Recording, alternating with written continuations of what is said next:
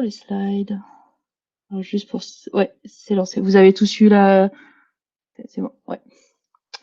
Eh bien, bonsoir à toutes et à tous. On est ravis de vous retrouver pour un TDS un peu particulier. Ça va être le dernier de la saison et étant donné la situation actuelle et la crise sanitaire, on a décidé de le faire en e-meetup, on va dire, même si aujourd'hui les restrictions se sont un peu levées pour l'école et tout ça, mais on a préféré jouer la sécurité. Et donc aujourd'hui, on a Rémi Olivet qui va nous présenter un module qui donne la promesse d'unifier les data scientists et les data ingénieurs. Avant ça, une courte présentation pour ceux d'entre vous qui ne connaissent pas le Toulouse Data Science. Donc, qui sommes-nous? Nous sommes une association qui maintenant commence à avoir quelques années, 5 ans je crois, si je me trompe pas. Et on aime la data. Donc, on est une communauté d'acteurs autour de la donnée, pas seulement des data scientists, comme le nom pourrait le supposer, mais vraiment toute personne qui aime manipuler la data est la bienvenue dans notre communauté. On a quelques événements. Le premier, c'est les Data Talks, qui normalement devraient être en présentiel, mais aujourd'hui est exceptionnellement en remote. On a les Data No Blabla. C'est des sortes de... faut voir comme les TP que vous aviez au lycée. C'est vraiment, vous mettez les mains dans le cambouis avec une personne qui dirige la séance sur un sujet particulier. C'est vraiment très intéressant. Vous arrivez avec votre ordinateur et vous mettez les mains dans le cambouis. C'est vraiment cool. Les Data Journal Club, là, c'est plutôt un article scientifique ou dans un domaine et on essaye de le décortiquer, de comprendre pleinement ce que les auteurs ont souhaité partager avec leur journal, avec leur papier, leur article. Et enfin, les Data Morito, les événements les plus attendus de la saison. En gros, c'est un moment convivial autour de quelques boissons et quelques mignardises à manger pour échanger autour de la data et puis avec les membres de la communauté. C'est très convivial. Et cette année, hélas, on ne va pas pouvoir fermer la saison avec un Data Morito. Mais on se rattrapera l'année prochaine. On l'espère. La core team. Donc aujourd'hui, on a Alexia, Florian, Thibaut et probablement d'autres que je n'ai pas vu parce que j'ai plus les images avec les caméras. Mais donc c'est principalement nous qui sommes aujourd'hui. Donc si vous avez des questions, on va modérer le meet-up. Il y a également Aurélie, Magali et Victor qui font partie. Donc tout ça, on est la petite équipe de la core team. Si vous voulez échanger avec nous, il ne faut vraiment pas hésiter à venir nous parler. Donc, soit lors du meet-up, vous pouvez... Enfin, non, aujourd'hui, on ne va pas pouvoir faire des questions-réponses autour du TDS à la fin, mais n'hésitez pas à venir sur notre Slack et à nous contacter ou par email. On est assez présent. Google est votre ami. Vous nous trouverez. On a notre site web qui permet de recenser un peu tous les événements passés, principalement ici. Pouvoir proposer un sujet pour des événements futurs, ça faut pas hésiter si vous avez une idée ou un sujet que vous voulez partager avec la communauté, allez sur notre CFP et soumettez votre idée et on reviendra vers vous pour l'organiser. Et puis les contacts, donc le lien vers le meetup que vous connaissez, Twitter et puis le channel Slack qui est le moyen le plus facile de rentrer en contact à distance avec le TDS, avec la communauté. Le prochain meet-up, on l'espère, en visuel, se tiendra en septembre 2020, à la rentrée, chez Haricot, on espère, et sera sur le sujet des agents conversationnels dans le domaine de l'aéronautique. Aujourd'hui, c'est remote, donc Google Hangout, même Google Meet maintenant, ça s'appelle. Et on veut quand même remercier, malgré qu'on soit à distance, on voudrait quand même remercier tout notre hôte habituel, Haricot, qui cette fois-ci, les voisins ne vous demandent pas d'être silencieux à la fin du meet-up en sortant, mais ils ont hâte de vous retrouver. Mais résultat, à la fin de ce TDS, vous pourrez faire tout le bruit que vous voulez, c'est simplement vos voisins qui ne seront probablement peut-être pas contents. Merci à nos sponsors sans qui le TDS ne pourrait pas exister, sans qui on ne pourrait pas vous proposer tous les événements qu'on vous propose durant toute l'année, toute la saison. Donc Dexter, qui sont là depuis le début à nos côtés, donc merci à eux. Liber, qui est également là, et Airbus, voilà. Sans ces sponsors, le TDS serait un peu moins fun. Merci à nos partenaires également, ActuIA et O'Reilly. Petite annonce pour ActuIA, le numéro 1 était sorti au début de l'année, là, et puis le numéro 2 devait sortir au mois de mars-avril. Et en fait, avec la crise, ça n'a pas été possible, donc c'est reporté. Et donc, le prochain numéro, le numéro 2, sortira le 15 octobre. Bonne nouvelle. Et je laisse la parole à Florian pour les news. Est-ce que tu veux que je reste oui. sur les slides? Ouais. Oui, vas-y, je t'en prie. Tu peux aller. Alors, il s'est passé plein de choses. Enfin, je sais pas si s'est passé plein de choses pendant ces 3 mois, on ne s'est pas vu. La majorité des choses sont récapitulées sur ce superbe site web qui a pris beaucoup d'importance ces derniers temps, qui s'appelle Mail with ML. Et donc c'est une interface assez ergonomique, super jolie, qui recense à peu près énormément de projets open source sur le machine learning. Donc tout est fait en catégories et vous pouvez vous-même vous créer vos collections et les partager. Donc ça permet de faire de la veille techno de façon un peu interactive et c'est assez.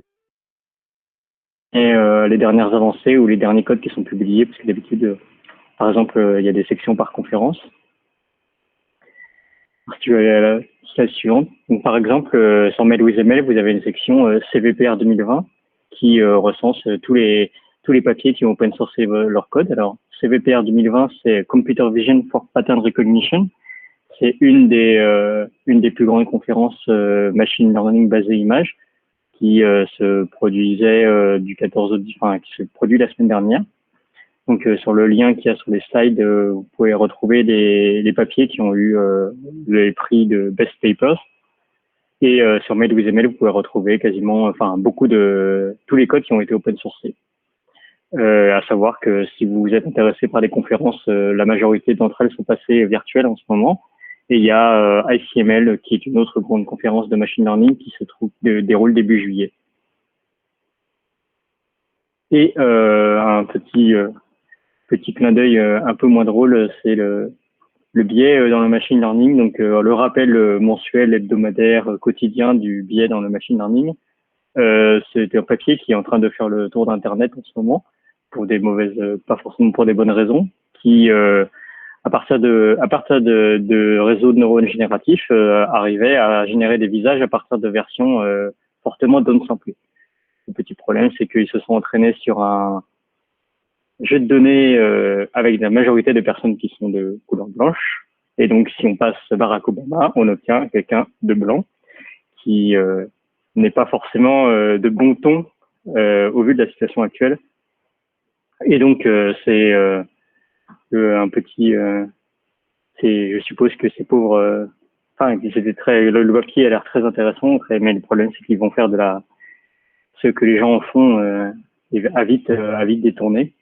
Et ça a poussé, donc si tu passes le clic droit, ça a poussé, ça fait actuellement un peu de buzz et même le père du deep learning est en train de raconter des choses du genre que le biais c'est pas de la faute des chercheurs mais des ingénieurs, qui n'est pas très bien pris par les ingénieurs et par les ingénieurs. Tout ça pour dire que n'oubliez pas, faites attention, surtout en ce moment. Et donc je vais laisser la parole à Rémi qui va nous parler justement d'ingénierie avec Spark et Koala. Merci beaucoup d'être là ce soir. Une magnifique introduction.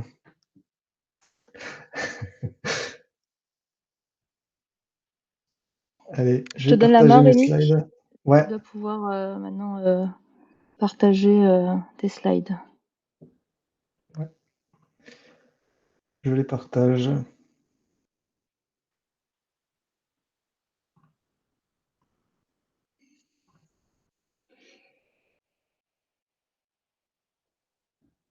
Vous voyez bien mon écran? Parfait. Oui. Ouais. En train de charger. Ouais, je passe en plein écran. Donc, merci beaucoup. Merci TDS de m'offrir l'opportunité de faire ce meet-up en remote et surtout clore la saison. C'est quand même sympa. J'étais prévu normalement pour ce meet-up en mars et puis du coup, on le fait maintenant. Donc, ce meet-up, de quoi on va parler? On va parler en fait d'un projet open source qui a été, qui est sorti en début d'année dernière, qui s'appelle Koalas, qui est un projet de Databricks. Databricks, c'est les créateurs de Spark, qui en fait, pour faire simple, va implémenter les API de Pandas sur Spark. On va voir en détail, un peu plus en détail, voilà les tréfonds un peu du projet et puis pourquoi je dis que voilà, effectivement, Koalas peut être vraiment ce qui va unifier les data scientists et les data engineers. Euh, voilà. Donc, c'était prévu normalement en présentiel, donc c'est vrai que c'est un bon moyen de poser des questions et de savoir de jauger. Donc là, aujourd'hui, en fait, on aura la version longue originale et sans sous-titres. Voilà, je vais essayer de présenter Pandas, même si je pense qu'il y a quand même, on s'était entendu avec l'équipe TDS, mais je pense qu'il y a quand même une bonne base de data scientists parmi nous. Je passerai un peu plus en détail sur Spark et qu'est-ce que c'est Spark. Et ensuite, sur le projet Koala et qu'est-ce que fait Koala et qu'est-ce que propose Koala au-dessus de Spark. Voilà.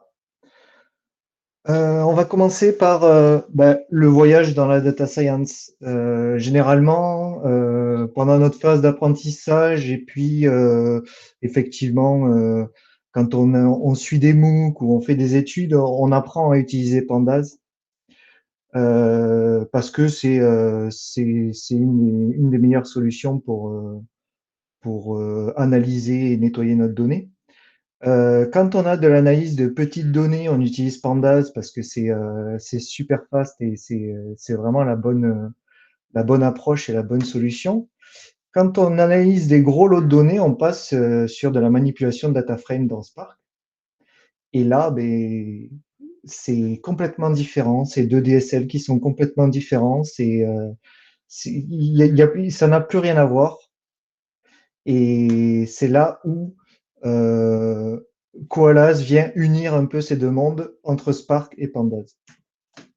Donc Pandas rapidement, mais je pense que vous connaissez, mais voilà, c'est une librairie de manipulation d'analyse et de visualisation de données qui est en Python, qui est sortie en 2008, basée sur NumPy, SciPy et Matplotlib. Elle permet de manipuler à la fois des data frames et des séries.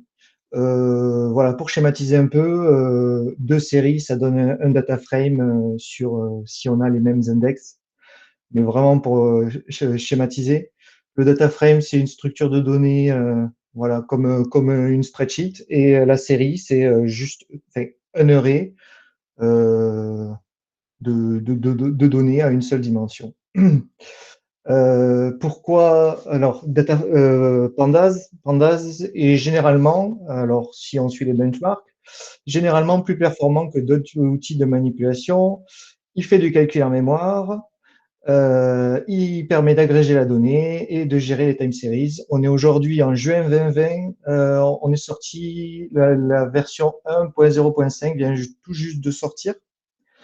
Tout ça pour dire que Pandas, en fait, est devenu un standard dans la manipulation de données pour les data scientists. Pourquoi? Parce qu'elle est totalement intégrée à l'écosystème de librairie Python de data science. Alors, je vous en ai mis juste quelques-uns, mais ce qu'on voit, c'est que Pandas ici est au milieu, il est basé sur NumPy. Pandas va être intégré avec des environnements, un IDE, PyCharm, voilà, les notebooks Jupyter, tous ceux qui font de la data science connaissent bien. Des librairies de visualisation de données, Matplotlib, Seaborn, Plotly, il y en a plein, et des librairies de machine learning comme TensorFlow, Keras, PyTorch ou Scikit-learn. Voilà. Et tout ça font que Pandas aujourd'hui est plutôt incontournable dans le monde de la data science pour faire tout ce travail en amont de préparation, manipulation, de nettoyage de la donnée, faire la gestion des nuls, des NA, de toutes ces fausses données pour ensuite avoir un data frame qui est bon pour faire du machine learning dessus. Qu'est-ce que c'est Spark? Alors Spark, c'est autre chose. C'est basé sur un pattern qui est sorti en 2004 ou 2006 dans un papier de Google. C'est le pattern de MapReduce. C'est pattern de calcul distribué, un MapReduce distribué. La première implémentation de ce pattern-là, c'est Hadoop qui l'a fait. Pour vous présenter un peu comment fonctionne MapReduce, en fait, on imagine qu'on a un pool de machines qui ont toutes des CPU et de la RAM. Et en fait, on va soumettre une transformation à notre donnée, un MapReduce, à ce pool de machines. Donc, en fait, notre donnée va être distribuée sur tous les nœuds, ici. Ensuite, on va faire un map. Là, c'est l'exemple du word count. C'est l'exemple assez basique.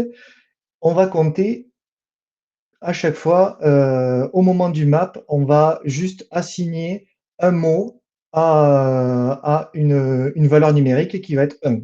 Donc, to, il y en a un, be, il y en a un, or, il y en a un, not, il y en a un, to, be. On va le faire sur tous nos chunks de données qui sont distribués sur toutes les machines.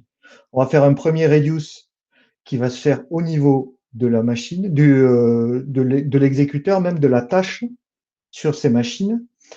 Donc, on va faire un premier reduce. Un deuxième reduce qui va être au niveau du nœud, c'est-à-dire qu'on a des machines. Les machines, ensuite, il y a des threads.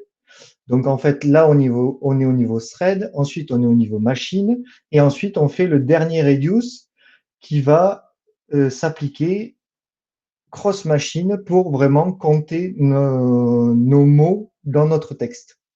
C'est un pattern qui est déployé aujourd'hui et qui a été implémenté du coup par Hadoop, la première implémentation par Hadoop, et Spark se base sur ce même pattern avec des petites différences par rapport à Hadoop. L'historique de Spark, rapidement, en 2009, c'est la création de Spark dans une université. Fondation de Databricks, c'est-à-dire que les fondateurs de Spark dans l'université de Berkeley ont fondé une entreprise pour porter le projet. En juin 2013, ça devient un projet Apache Top Level. La version 1 sort en 2014, version 2 en 2016, et aujourd'hui, là, en juin, c'est il y a une semaine, la version 3 vient de sortir. Et entre ce juillet 2016 et aujourd'hui, il y a Koala qui est apparu. Qu'est-ce que Spark? Un peu plus en détail. Spark tourne sur des JVM. Tout est JVM. C'est-à-dire que ici, au milieu, on a un cluster manager. Le cluster manager, généralement, c'est un third party qui va gérer le CPU et la mémoire des machines uniquement. C'est-à-dire qu'il ne s'occupe pas de l'applicatif. Il va juste dire ce worker node ici à droite, ces deux worker nodes à droite, ils ont tant de CPU et tant de mémoire pour faire tourner mon algorithme. Ensuite, il y a un driver programme. Le driver programme, lui, il tient un Spark context, c'est-à-dire que dès qu'on va lancer notre application, on va d'abord lancer un Spark context où on va définir sur combien d'exécuteurs, avec combien de mémoire et avec combien de CPU, on va vouloir lancer notre algorithme. Et ensuite, ces CPU et ces mémoires, grâce au cluster manager, il va aller les piocher dans les worker nodes qui sont dispo. Le Spark Context, lui, en fait, est juste l'orchestrateur du job. Il va juste donner l'ordre au worker node de réaliser la transformation. C'est lui qui tient l'algo. Le worker node, lui, il a du coup un chunk de données. Donc, notre texte, il fait 100 gigas, il est partitionné d'une telle manière. Et en fait, il va du coup distribuer ces chunks de données parmi les worker nodes. et ensuite, ils vont appliquer l'algorithme qui est dans le driver programme au niveau, en local, au niveau du node. Ensuite, il y a plusieurs étapes de parallélisation. Dans le worker node, on a une ségrégation en exécutor et dans les exécuteurs, une ségrégation en task.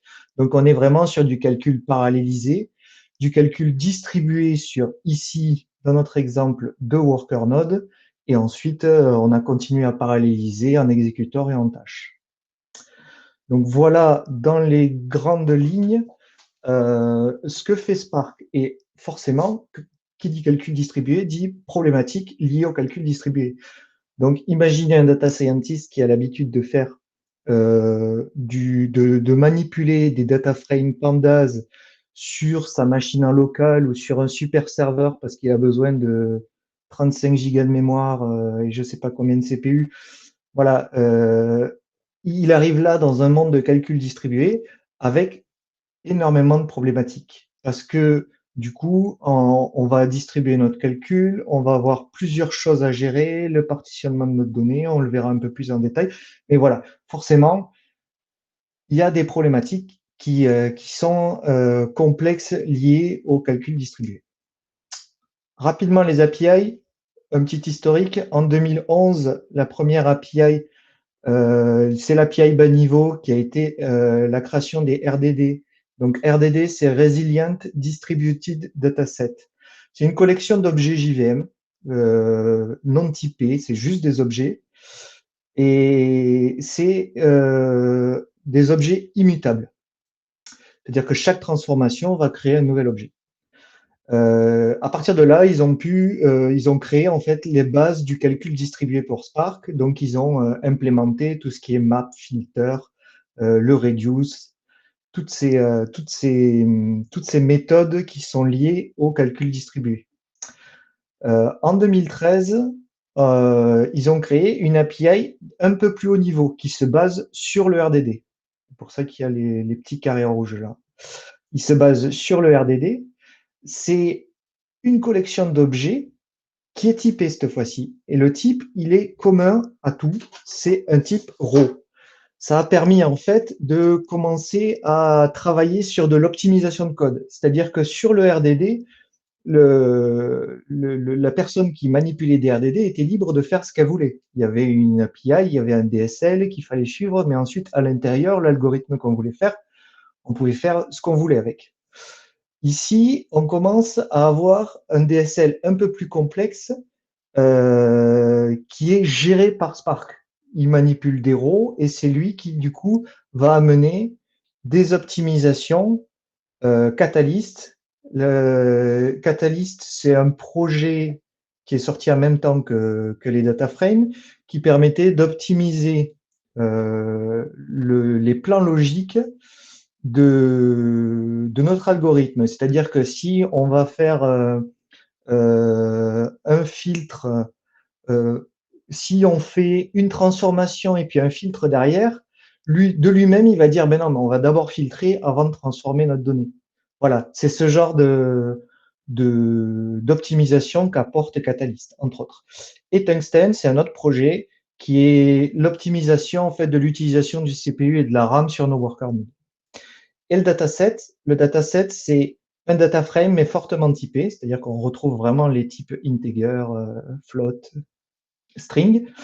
C'est plus lent que les data frames, forcément, parce que c'est typé, donc à chaque fois, il y a une validation du type.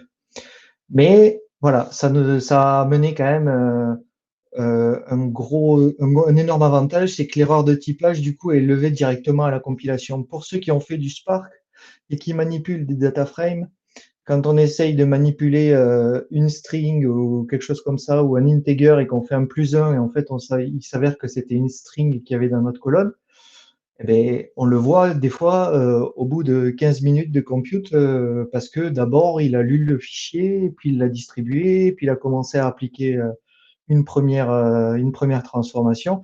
Et voilà, il nous arrive des fois de voir un plantage au bout d'une heure, quoi. Les utilisateurs de Spark connaissent bien ce genre de problématique. Les modules Spark, donc Spark vient avec tout un écosystème. Ici, on a les Core API. La Core API, donc, on a tous les langages qui sont supportés par Spark aujourd'hui. Donc, il y a R, il y a SQL, il y a Python, il y a Scala et il y a Java. On a dit que Spark tournait sur des JVM. Donc, il y a un petit trick, c'est-à-dire que SQL, bon, il traduit le langage SQL en langage Scala. À la base, Spark a été entièrement codé en Scala. Donc, SQL, c'est traduit. Le Python, ça commence à être un peu plus difficile parce que du coup, il faut un interpréteur Python quand il y a ce qu'on appelle dans Spark des user-defined functions. C'est des fonctions qui sont pas le DSL Spark, le point filter, le point map, les choses comme ça. On va commencer à jouer avec notre donnée et du coup, ça devient une fonction définie par l'utilisateur. Et du coup, là, il y aura besoin, la plupart du temps, d'un interpréteur Python qui se trouve au niveau du driver. On verra par la suite. Et au-dessus, du coup, on a Spark SQL et les data frames, un module de streaming, un module de machine learning que vous avez peut-être utilisé, et de graphics pour la computation graphique, de graph, pardon, en graphe. Et du coup, on voit ici le petit koala qui sourit. Le petit koala qui sourit, en fait, il est ici et en fait, il est en lien direct avec Python et il va faire le petit pont d'or entre Spark et lui, il va implémenter les API de Pandas. Les avantages de Spark, rapidement, ça scale, c'est-à-dire que c'est distribué. Si avec Pandas, on peut arriver aux limites de nos machines, avec Spark, c'est du scaling horizontal, là où Pandas, ça va être du scaling vertical, forcément. Donc, on a du scaling horizontal, on achète une nouvelle machine, ça scale, ça permet de prendre plus de CPU et de RAM de notre cluster. Voilà, c'est optimisé pour ça. C'est du calcul en mémoire. C'est la grosse différence avec Hadoop. C'est-à-dire que Hadoop, on a vu que c'était du MapReduce. D'abord en map, ensuite on fait du reduce au niveau des tasks, au niveau des exécuteurs et entre les exécuteurs. Et en fait, chaque étape est écrite sur disque. C'était ce qu'avait proposé Hadoop au début. Ici, Spark, c'est du calcul en mémoire. Tout est en mémoire. Et voilà, il y a un comparatif vis-à-vis de Hadoop MapReduce et c'est 30 fois plus rapide sur un tri de 100 terabytes de données. Ça, c'est important. C'est la lazy evaluation. Ça, c'est une chose qui est importante, notamment quand on a l'habitude de manipuler des data frames Pandas et qu'on se met à manipuler des data frames Spark parce que il y a un set d'actions qui vont être les counts, les heads, qui vont me permettre d'afficher la donnée. Il y a un site, voilà, il y a un petit pool d'actions, il y en a 6 ou 7 qui, en fait, déclenchent le calcul. C'est-à-dire que tout le reste du temps, c'est lazy, c'est qu'en fait, il va juste optimiser, il va regarder le code, et s'il n'y a pas une action, le code ne va rien faire. Il va retourner en success. Très bien, tu m'as rien demandé, en fait, donc je n'ai rien fait, et du coup, c'est l'action qui va déclencher le calcul. Ça, c'est important pour la compréhension. C'est mature, on est en version 3.0. J'ai mis un petit cœur parce que ben, du coup, c'est les bases de la programmation fonctionnelle et c'est optimisé pour l'utilisation de Scala. On a vu que Python, en fait, des fois, il y avait besoin d'interpréteurs Python. Donc, voilà, Scala, c'est pas forcément le cas. Ce n'est pas le cas parce que Spark a été fait en Scala. Il y a une énorme communauté, comme Pandas, Spark a une énorme communauté. C'est un outil qui est très mature et qui est aujourd'hui supporté par une grosse communauté. Et j'ai mis ce petit point-là parce que je trouve que, voilà, moi, c'est ma base quand je développe en Spark, c'est la documentation qui est super bien faite. Un petit exemple de code juste pour vous faire voir un peu la difficulté, on va dire, d'appréhender en fait ce DSL. là, cet exemple de code, il est très simple et en même temps hyper compliqué à lire. C'est que on va créer notre Spark Session. On a notre fichier meetup.parquet qui est quelque part. On va créer notre schéma pour pas faire d'inférence de schéma, mais c'est faisable en faisant de l'inférence de schéma. Et en fait, on va lire notre fichier. Donc là, juste ça, c'est un read CSV ou un read parquet, enfin, une lecture de fichier. Ensuite, on va faire un drop de tous les nuls. Voilà. Et ici, on va commencer à faire en fait juste un nettoyage de la donnée, un groupe by meetup pour sommer en fait les personnes qui étaient, présents au meetup et ensuite faire un filtrage pour voir quel meetup étaient les plus où il y avait le plus de monde. Je ne sais pas si on a atteint les 100 aujourd'hui, je pense pas. Dommage, il sortira pas dans mon data frame. Et ensuite un sort. Donc en fait, voilà, ça commence à être un peu plus compliqué que du pandas. On verra une petite différence, mais voilà la tête un peu du DSL Spark. Mon petit voyage dans la data science, en fait, moi je suis data ingénieur, comme Florian l'a dit tout à l'heure. Et en fait, j'ai travaillé sur une mission où en fait le back-end de la plateforme, c'était du Spark. Donc en fait, on ne pouvait manipuler que du Spark. Donc au final, les data scientists n'avaient pas d'autre choix que de manipuler du Spark, alors soit en utilisant la MLlib, soit en utilisant ce pourquoi il est, voilà, ce qui connaît le mieux, donc des algos de machine learning, utiliser scikit-learn, utiliser TensorFlow, utiliser Keras. Voilà, c'est des choses qu'ils faisaient. Et en fait, Spark, la première action, c'était un tout pandas. Parce que les librairies de machine learning, elles sont pleinement intégrées avec pandas. Elles prennent toutes les méthodes de ces librairies, prennent en entrée un data frame pandas. Et nous, on était avec un data frame Spark. Et du coup, on fait data frame Spark tout pandas. Et le tout pandas, en fait, ce qu'il fait, c'est que du coup, notre driver ici, il a distribué notre donnée sur tous nos worker nodes. Notre data frame, il est constitué, il est distribué, il attend juste qu'on lui donne des actions pour travailler en local sur les worker nodes avant après un aggregate sum, de rapatrier la donnée. Donc là, on a toute la donnée et on fait un tout pandas. Donc en fait, il récupère toute la donnée et il remonte tout au driver programme parce que pandas, c'est du Python. Donc du coup, on a besoin d'un interpréteur Python. Et l'interpréteur Python, il est au niveau du driver.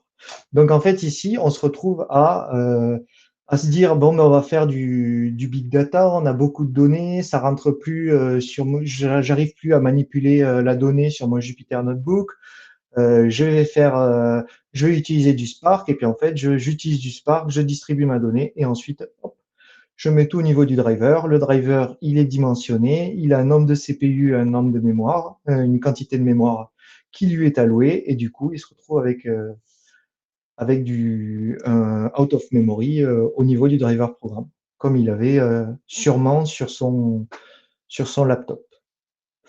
La deuxième action, c'est un take 1000. Le take 1000 va prendre juste 1000 lignes. Donc je grossis un peu le trait, c'est pas des choses qu'on voyait à chaque fois, mais du coup, il sous-échantillonne son data frame pour être en mesure de le remonter au niveau du driver et de pouvoir travailler en fait avec juste 1000 lignes. Ici, c'est l'exemple de 1000 lignes, mais juste 1000 lignes et que ça rentre en mémoire et qu'il n'y a aucun problème. Donc c'est un énorme problème. Un petit comparatif du DSL, je vous l'ai montré tout à l'heure, mais voilà, en pandas, c'est assez simple. Ici, on va lire un fichier CSV avec x, y, z comme colonne, et ensuite, on va faire un x carré et on va compter. Plutôt simple. Et en fait, ici, en Spark, ça devient un peu plus compliqué à faire. Et quand on n'est pas habitué, voilà, c'est un peu plus difficile à appréhender. Donc ça, c'est vraiment un léger parallèle entre Pandas et Spark. Koalas, on en parle un peu. Koalas, du coup, c'est passé en version 1 en juin. Beaucoup de choses ont bougé. Du coup, Spark en version 3, Pandas qui est passé en 1.0.5 et la version 1 de Databricks. C'est du coup de Databricks Koalas, pardon. C'est du coup une librairie Python open source et en fait, elle implémente les API Pandas sur PySpark.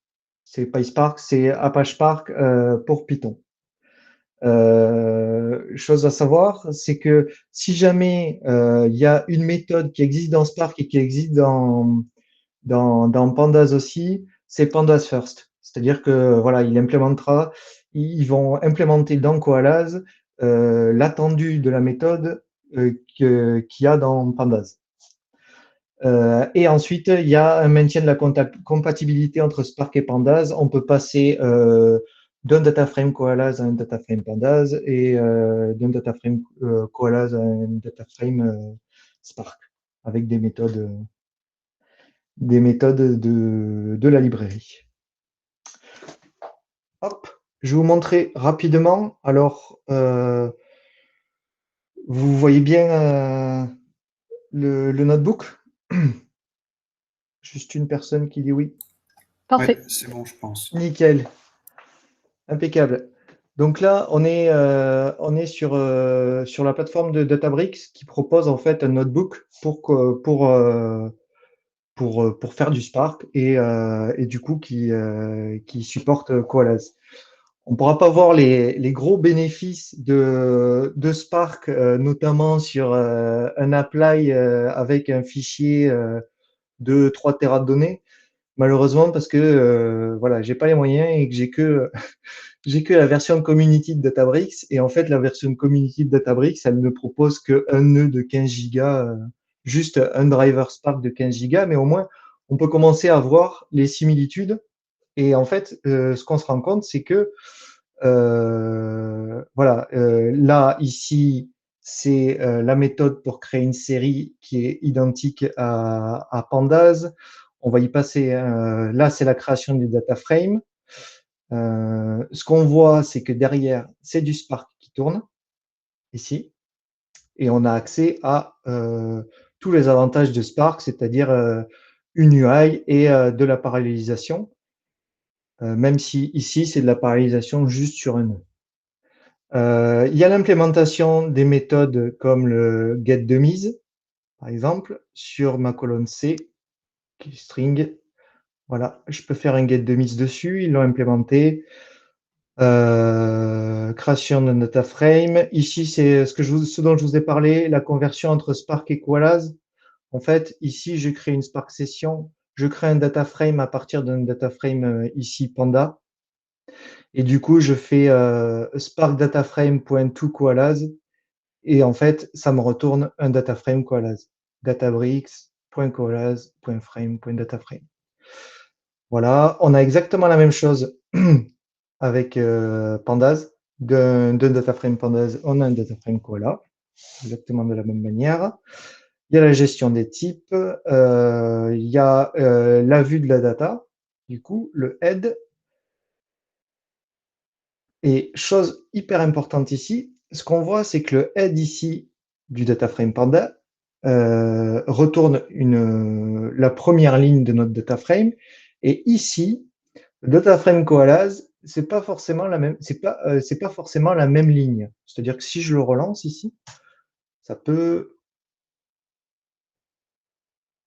me remonter exactement la même ligne. En fait, pourquoi? Parce que la donnée, on l'a distribuée sur plusieurs nœuds. Quand on a voulu la rapatrier, en fait, Spark ne garde pas l'ordre. Ah, bon, ben, j'ai changé le data frame. Effet, effet démo. Cool. En fait, du coup, Spark n'est pas ordonné, c'est un calcul distribué. Donc, en fait, il faudra forcer le sort. C'est une grosse différence entre Panda et Koala, et ça, on n'y peut rien parce que Spark est comme ça. Est fait comme ça. Donc, on a l'implémentation d'index, de columns, de describe, de la même manière. Ici, on est sur un Koala's data frame. Tac, tac, tac, tac. Ici, c'est la gestion des données manquantes. On va pouvoir, ici, on voit qu'on a deux données ici avec du not a number et on va pouvoir fill NA avec la valeur 5, faire du drop NA pour dropper en fait les valeurs où il y a du not a number, euh, faire les calculs de moyenne. On a accès depuis Koala aux configurations de Spark, ce qui nous permet de faire de profiter en fait de toutes les configurations fines qu'offre Spark, notamment ici, ce qui est assez souvent poussé, c'est d'utiliser Arrow dès qu'on fait du Python. Arrow, c'est un accélérateur de requêtes qui travaille en mémoire. Voilà, pour vous montrer en fait la chose. Ici, je fais un calcul simple où je fais juste un range sur hop, 3 millions de valeurs. Euh, chaque boucle prend une seconde. Si je désactive Arrow, ça prend 13 secondes. Voilà. Il y a accès à toutes les options de Spark. On va pouvoir faire du group by et du sum comme on fait avec Pandas. On va avoir accès à Matplotlib. Donc, on va pouvoir faire du plot directement avec un data frame Koalas. Donc ici, je fais juste un calcul de max cumulé et du coup, je le plotte. Donc là, il y a le support de Koalas pour les librairies de plot. Ce qu'il faut savoir, c'est que c'est l'unique librairie de plotting qui est supportée par Koalas. Quand je dis supporter, c'est qu'en fait, quand on va vouloir utiliser, par exemple, Plotly Express ou quelque chose comme ça, en fait, dans sa signature de méthode, il prend un pandas data frame. Aujourd'hui, il ne prend pas un coalesce data frame. Donc en fait, il faudra toujours faire un tout pandas. Donc voilà, on a le get de mise. Il y a plein de choses. Ici, c'est la gestion des jointures. Ce que je voulais vous présenter ici, c'est l'explain. C'est quelque chose qui n'est pas offert par les calculs de Pandas, mais en fait, l'explain, c'est le plan logique, je vous en ai parlé, enfin là, c'est le plan physique. Le plan physique de ce que va faire notre algo, et ça nous permet de voir où est-ce que il est inefficient. Mais ça demande de l'expérience dans Spark. Ça résout pas tout, Colaz. Donc là, on a des explain ici. Et ici, en fait, c'était la partie où ben, je n'ai que le community. Donc, en fait, c'est embêtant parce que je peux pas vous montrer comment un apply est plus efficace sur beaucoup de données en Koalas qu'en Pandas. Mais par contre, je vais vous montrer l'inverse. Déjà, une première chose, ici, je lance mon calcul. Ici, je crée en fait mon apply. Et vous vous souvenez, je vous ai dit que Spark était lazy. C'est-à-dire que ici, ça m'a pris 1 seconde 52 et il m'a absolument rien retourné. Parce que je lui ai pas dit, je lui ai pas dit, fais une action. Récupère-moi quelque chose, affiche-moi quelque chose, lance quelque chose. Ici, il a juste évalué, il a optimisé le plan logique et le plan physique. Il a fait juste le travail de OK, ben, j'ai ton algo, il est au chaud, maintenant dis-moi ce que j'en fais. Et ici, on voit qu'il a mis 35 secondes à faire cette petite Là, c'est juste appliquer une user-defined function assez simple. Et on voit que faire la même chose en Pandas, ça a pris 23 secondes. Donc ça aussi, c'est quelque chose à se rendre compte, c'est que l'overhead de Spark, créer la Spark Session, récupérer la Spark Session, distribuer notre calcul mais sur des tout petits lots de données, en fait, le Koala sera moins performant que Panda. Je vais repasser au slide. Je vais vous parler des avantages et des inconvénients ou des limites de Koalas.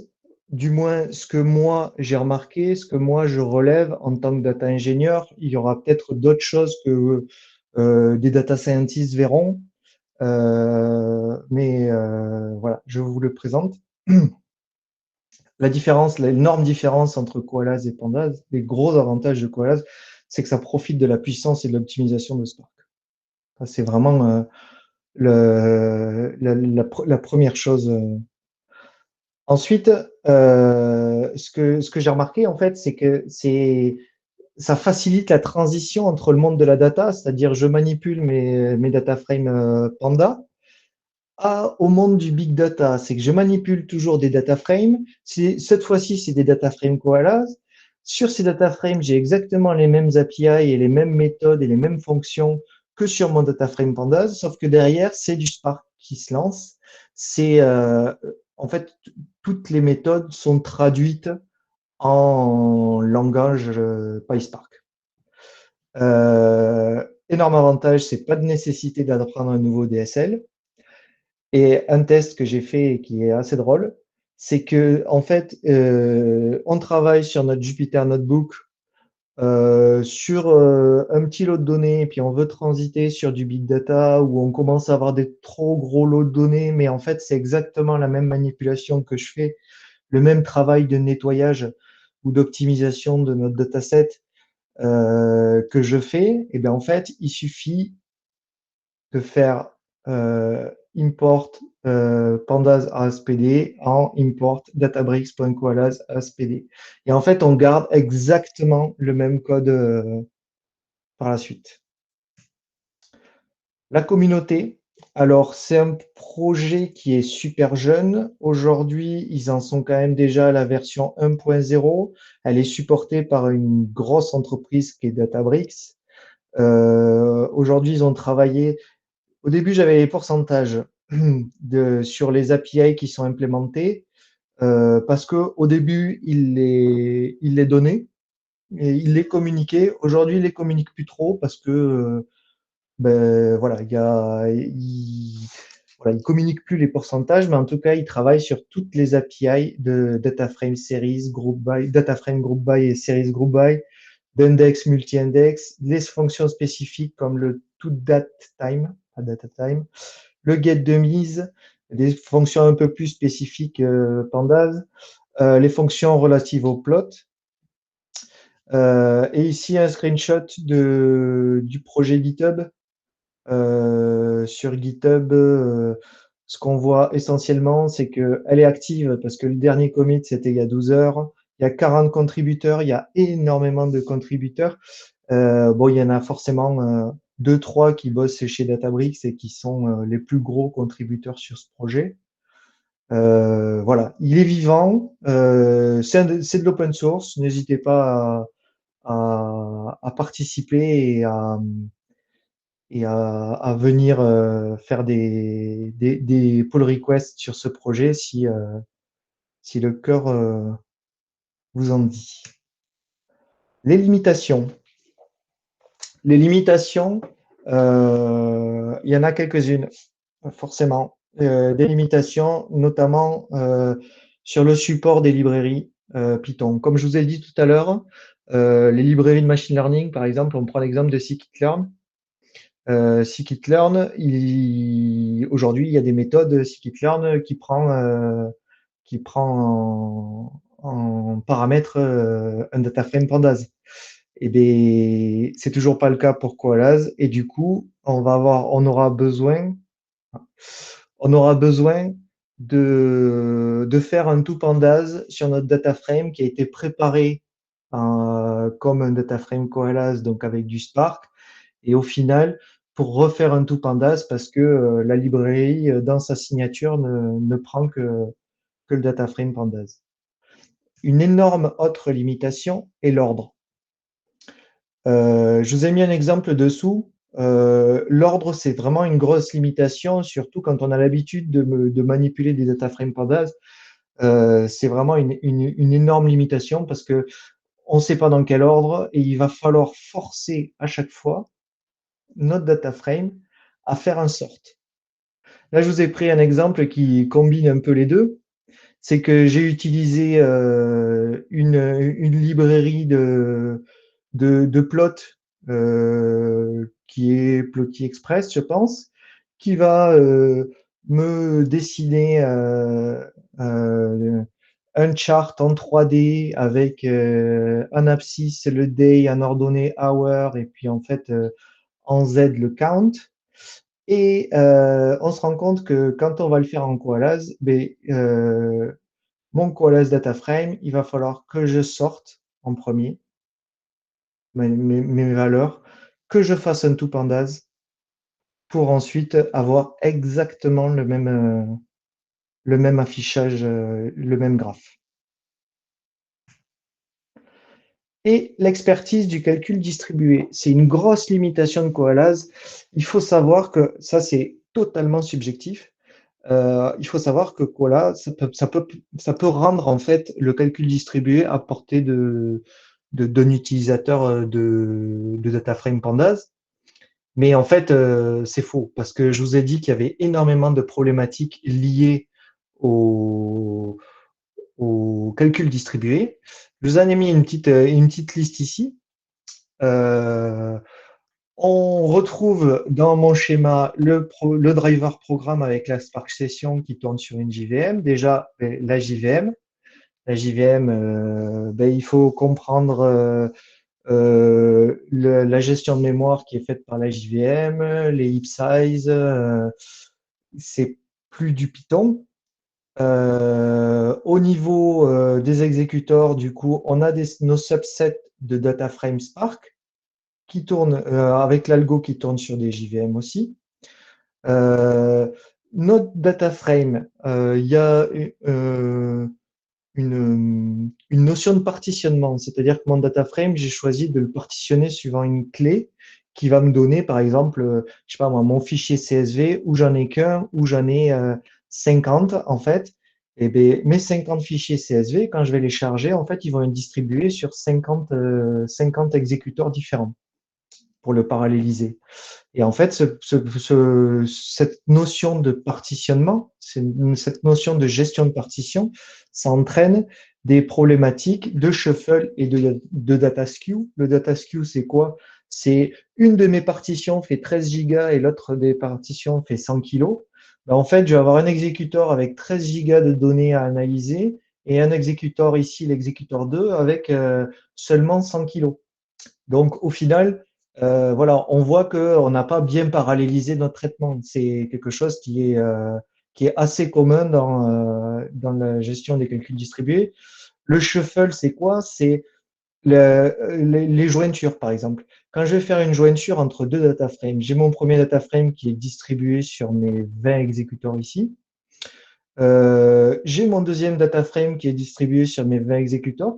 S'il n'a pas été distribué sur une autre clé de jointure, par exemple, ben en fait, je vais faire une jointure entre un bout de mon data frame qui est ici, de mon data frame 1 qui est ici, et un bout de mon data frame 2 qui est sur l'exécuteur 20.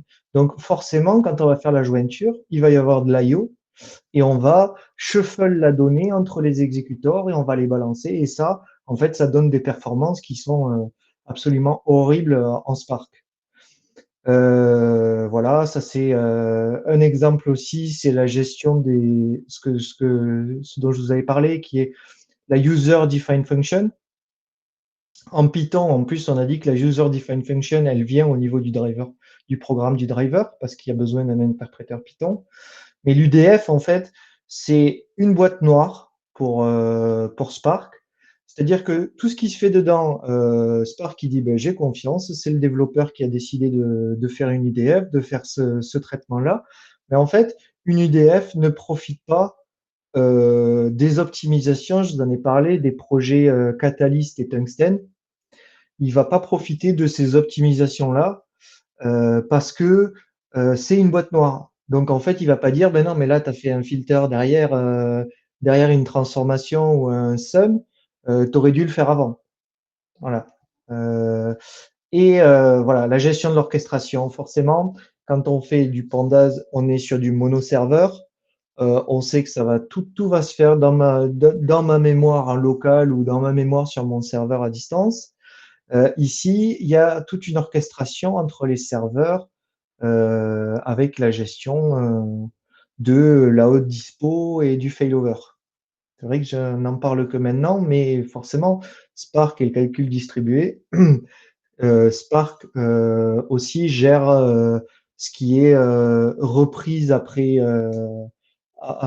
failure de mon code ou de mon exécuteur. Il gère aussi la haute dispo de tout de ma donnée. Donc voilà. Pour finir, un benchmark. En fait, c'est un benchmark qui a été fait par Hyperloop.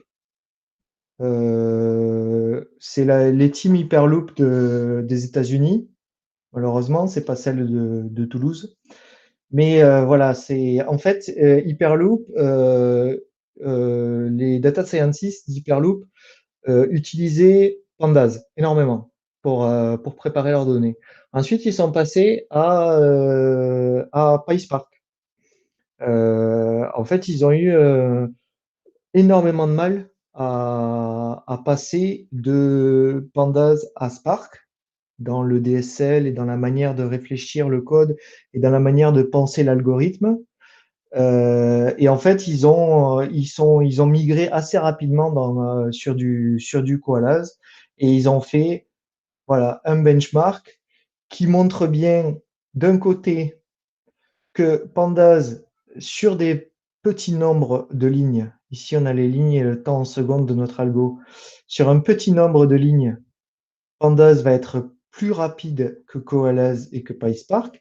Je vous en ai parlé tout à l'heure, c'est essentiellement l'overhead de la création de la Spark Session, de tout le mécanisme d'orchestration de mon job qui va générer cet overhead. Et puis petit à petit, en fait, on se rend compte que Koalas et PySpark deviennent beaucoup plus rapide que Pandas.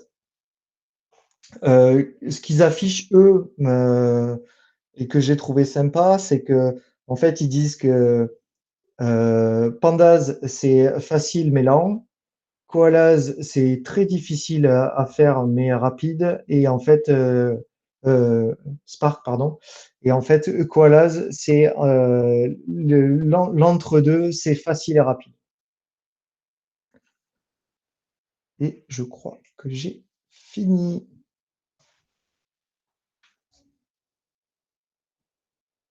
Merci Rémi pour cette super présentation. J'ai beaucoup apprécié.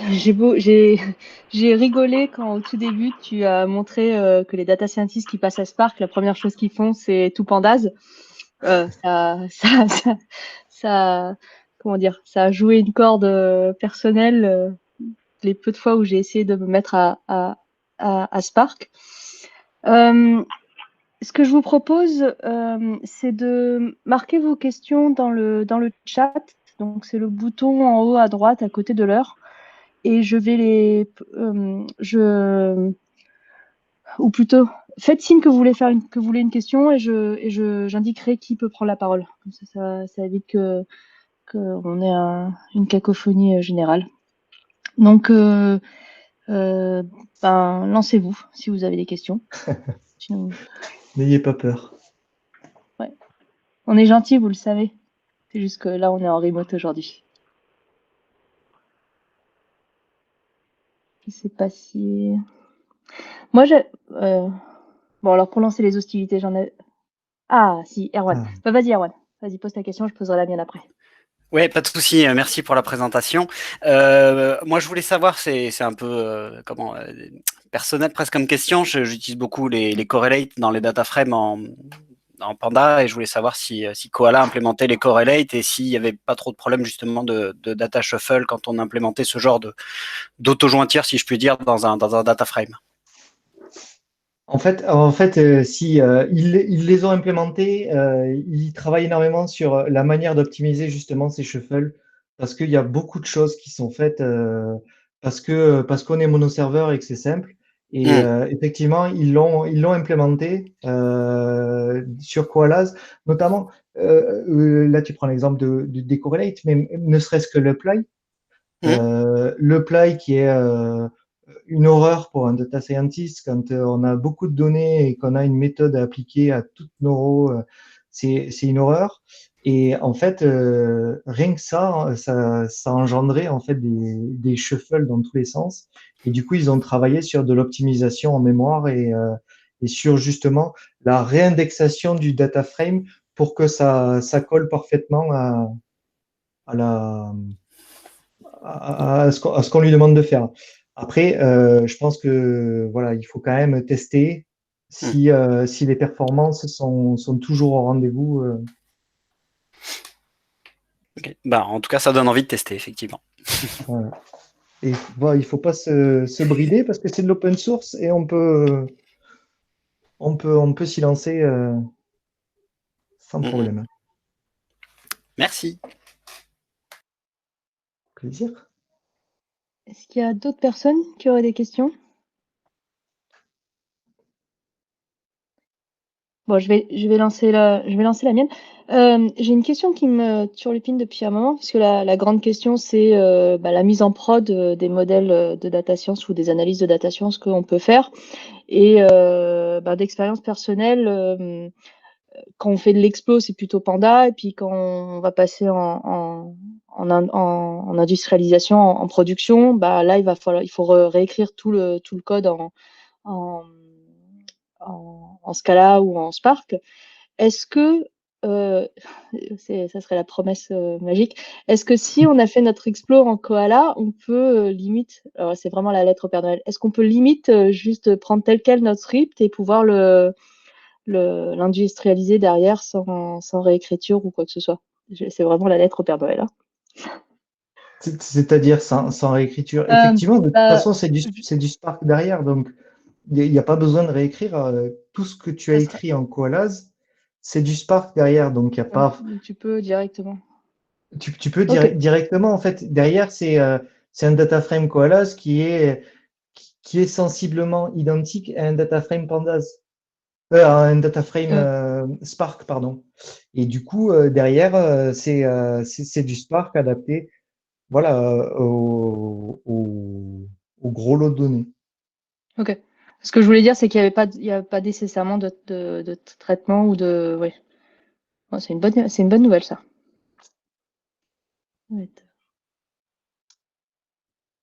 D'autres questions?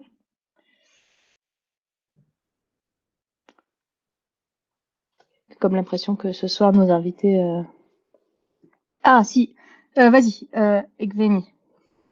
Evgeny, pardon. Bonjour. Merci beaucoup, c'était une très bonne présentation. En fait, j'ai une petite question. Donc, si je vais migrer du Spark vers Koalas, est-ce qu'il y a toujours des possibilités pour que je puisse utiliser le PyTorch ou Keras ou je dois toujours faire du MLlib du Spark? Tu veux migrer du Spark vers Koalas? Ouais. Tu parles de Pandas vers Koalas ou En fait, si tu as déjà du code Spark, Koalas ouais. va te rajouter en fait un overhead et du coup, ce sera peut-être moins efficace que du code Spark. C'est pas un conseil que je donnerais de passer du Spark à du Koalas, sauf pour généralement c'est plutôt dans l'autre sens. Mais vas-y. Ouais, mais je veux dire, ouais, là, je suis d'accord avec toi. C'est juste la question. Voilà, si j'ai mon outil que j'ai écrit à ML libre du Spark, si je vais faire du Koalas, est-ce que je vais pouvoir utiliser le PyTorch? PyTorch ou, voilà, ou les outils de Scalera. Oui, ce sera faisable, mais pas aujourd'hui. Malheureusement, il n'est pas assez mature pour, pour, euh, pour être intégré entièrement. C'est ce que je disais en fait à toutes les librairies de machine learning qui existent aujourd'hui. Ah, d'accord. Koala, c'est vraiment un tout petit projet pour l'instant. Pour l'instant, il ne le Euh, supporte pas. Je- je pense pas. Si je comprends bien ta question, je pense pas que tu puisses le faire directement avec un data frame Koalas. Et c'est pour Ouais, ça que la première chose qu'ils ont fait, c'est d'implémenter les méthodes qui transforment un data frame Koalas en data frame Spark et ou en data frame Pandas en fait pour garder en fait la connexion et juste commencer à migrer juste l'analyse et la préparation de la donnée en Koala. ok, d'accord. Bon, merci beaucoup. Plaisir. D'autres questions?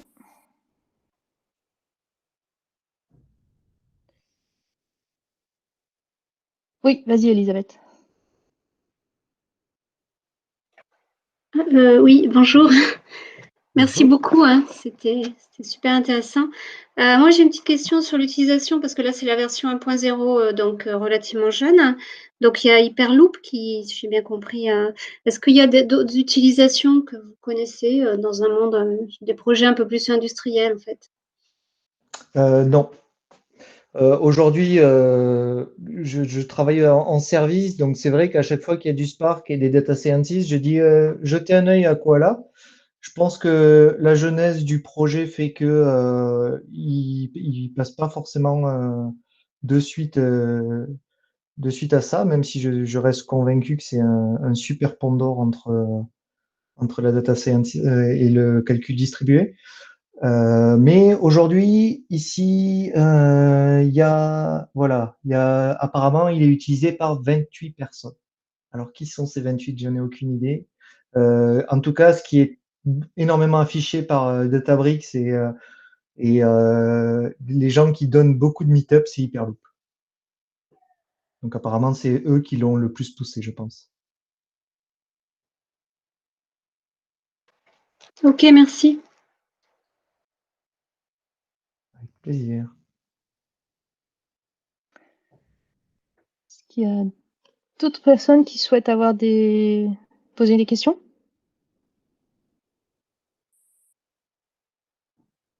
Je laisse la petite minute. Non. Ah si. Émeric, Si, je crois. Emric, vas-y. Oui, bonjour. Merci, merci à toi, Rémi.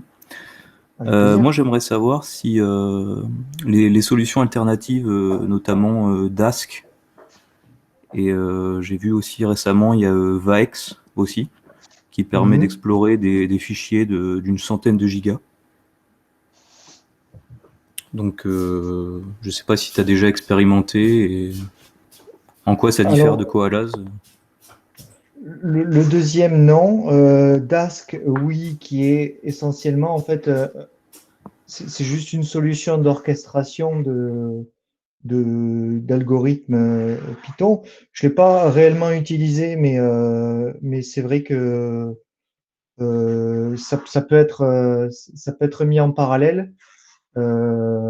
Koalaz, c'est plus que ça. En fait, enfin, c'est autre chose. C'est que c'est juste, ça profite de toute l'expérience qu'a Spark sur l'orchestration et le calcul distribué et la gestion de tout ce que je vous ai présenté en fait de Spark. Ça profite de tout ça et en fait c'est juste, c'est pas péjoratif, mais c'est un petit projet qui fait le lien entre du PySpark et du coup tout l'écosystème Spark derrière. Et les API Panda.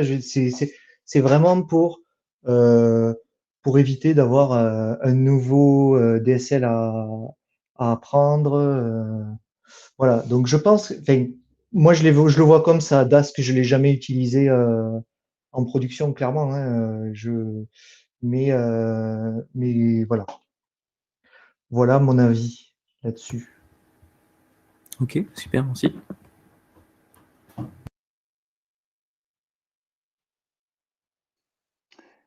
D'autres personnes, d'autres questions? Oui, vas-y Younes. Hello, merci Rémi pour la présentation, c'était intéressant. Moi, du coup, je demande, la conclusion que j'ai tirée, c'est que Koalas permet de faciliter la transition entre Panda Spark. Ça permet de profiter de parallélisation Spark pour l'analyse, préparation, nettoyage et machin des données. Mais une fois passé aux bibliothèques de machine learning, notamment Keras, TensorFlow ou Scikit-learn, on est obligé de faire Two Pandas pour continuer de travailler avec les pandas data frame, c'est ça? Exactement. C'est en l'état actuel du projet. On est en version 1. Si la communauté s'agrandit derrière et que du coup il commence à y avoir un certain nombre de contributions et qu'en fait Koalas devient une référence dans la data science, je vois pas pourquoi les librairies de machine learning ne prendraient pas et n'implémenteraient pas en fait voilà une méthode. Une signature de méthode avec un data frame Koalas. Bon, il y a toutes les problématiques de calcul distribué qu'on connaît après derrière, mais en tout cas, voilà, aujourd'hui, c'est les limites que j'ai affichées clairement, hein. Mais en attendant, faut pas être aussi réducteur avec le projet Koalas parce que il y a énormément d'autres choses. Koalas profite de l'évaluation, de la lazy evaluation de Spark. Donc en fait, il va pas monter en mémoire Pandas. À chaque transformation, on monte l'état en mémoire. On monte l'état en mémoire. Des fois, on va faire du nettoyage, on va faire du drop NA, on va faire des choses sur notre donnée. Et en fait, chaque état intermédiaire est monté en mémoire. Donc c'est ça qui fait exploser la mémoire. Ici, Koalas, c'est juste bam, maintenant j'ai mon action, j'ai fait mon changement, et en fait, il n'y a que ça qui monte en mémoire. En plus, ça profite du calcul distribué. Et en fait, c'est quand on a nettoyé notre data frame, au lieu d'avoir notre data frame de base, qu'on commence à filtrer, on monte en mémoire, on monte en mémoire, on filtre, on le prépare. Ensuite, on a notre data frame qui est préparé, qui est prêt à être envoyé et du coup soumis aux algos de machine learning. Voilà, on a déjà rempli notre mémoire. Koalas, on va le préparer sur un back-end entièrement Spark et distribué. Et ensuite, on va faire un toPandas sur notre data frame qui a été préparé. Donc, en fait, on a déjà viré tous les nuls, tous les NA. On a déjà enlevé nos valeurs qui sont aux extrémités. Donc, en fait, on a déjà réduit notre data frame pour que ce soit le plus accurate possible pour notre algo de machine learning.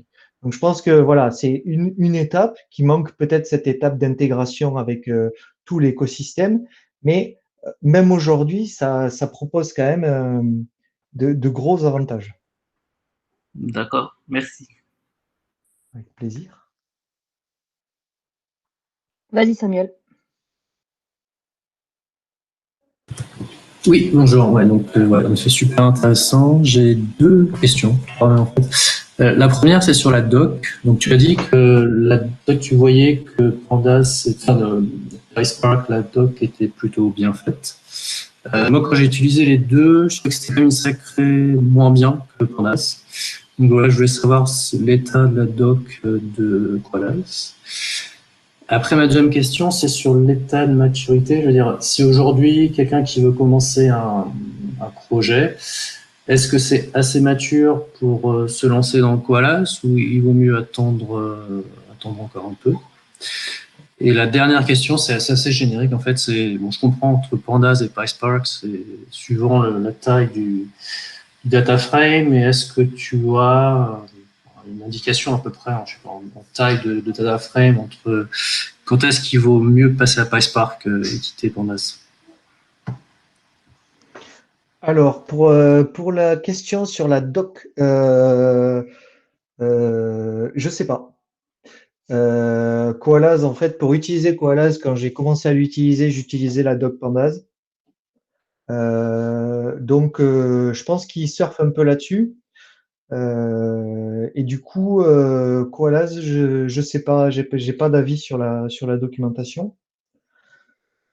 La deuxième question, c'était. Est-ce que tu penses que c'est assez mature aujourd'hui Ah pour oui. commencer un projet? Quand j'ai commencé à l'utiliser, c'était la version 0.6 que j'ai commencé à faire des POC dessus, à m'amuser avec. Et clairement, il y avait des méthodes qui me manquaient. Au début, il n'y avait même pas le to-that-time. Ensuite, il me manquait le ply pour vraiment me dire, OK, est-ce que c'est vraiment intéressant? Je pense qu'aujourd'hui, il manque des API encore, mais voilà, c'est de l'open source, il y a une communauté, il faut pousser, il faut ouvrir des issues. Là, il y en a 58 qu'on voit d'ouvertes. Il faut ouvrir des issues, il faut faire des PR. Ça va faire évoluer le projet.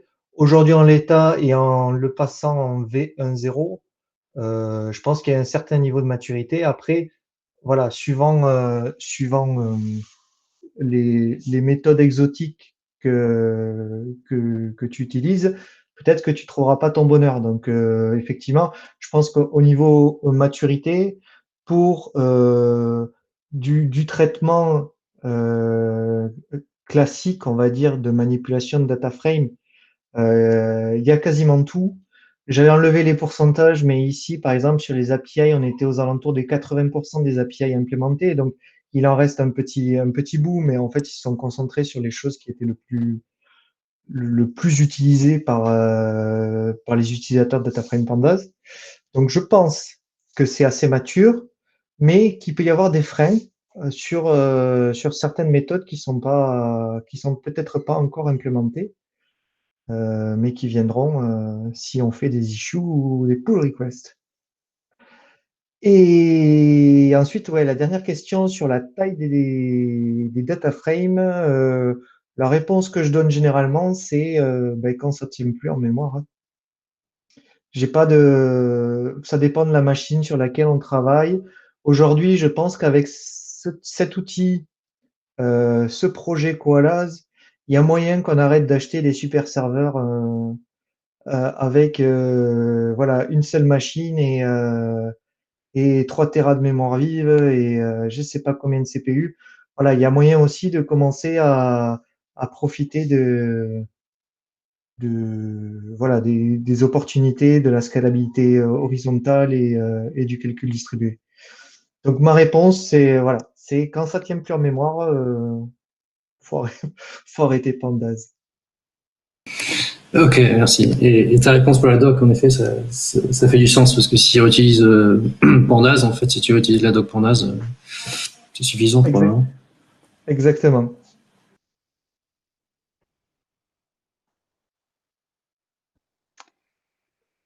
Merci toutes ces questions. Y en a-t-il d'autres encore, peut-être une dernière avant de nous quitter? Ça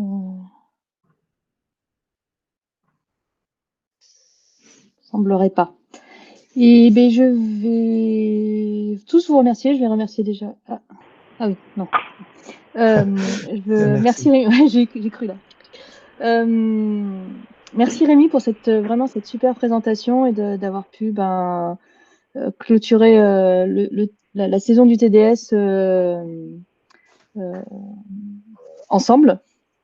Et puis merci à tous ceux qui ont pu participer à ce TDS un peu particulier.